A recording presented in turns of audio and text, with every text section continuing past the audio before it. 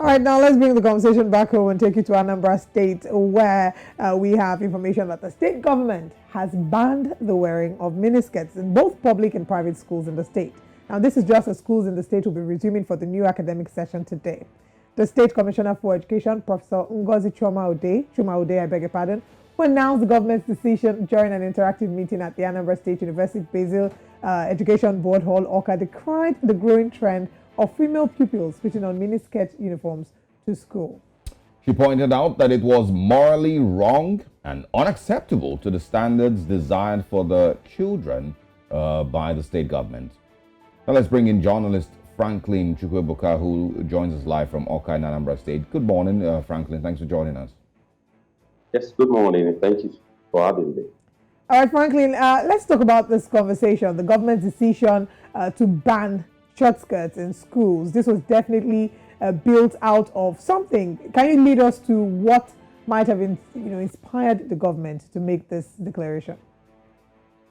Well, over the years, we've known that the dress code for secondary schools in Anambra State has been that any female student should wear skirts that should be up to knee level or beyond knee level, shouldn't be above knee level.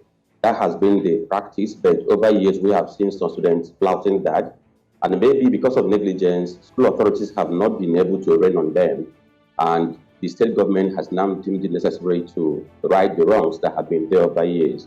Don't forget that the person we have as Commissioner for Education in Anambra State is an educationist.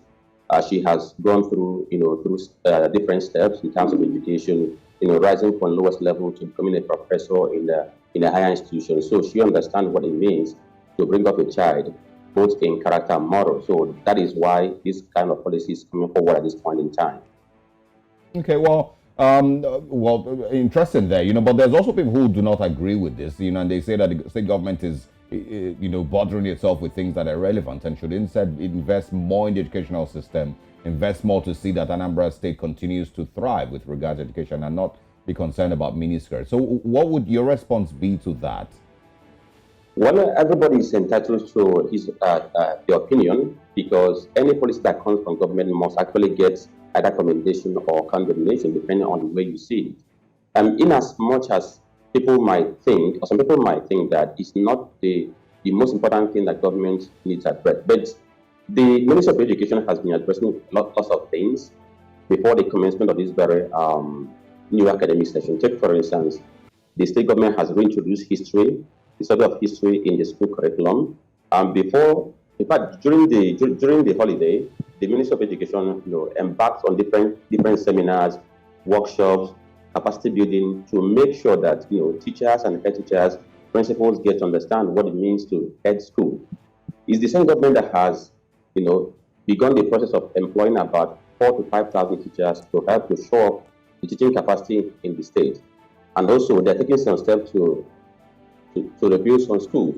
So what that simply means is that in as much as they're trying to put up the physical infrastructure, then other things that help in the upbringing of children should not be left undone. Because how do you feel when you go to school and you see students, indecently dressed? Let's put it that very way. You see students who wear miniskirts that can expose their laps.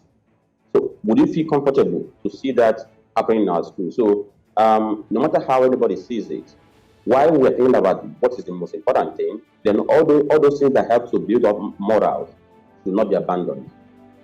Franklin, you would agree with me that a lot of our disposition towards conversations such as this is also in some way tied to our culture, right?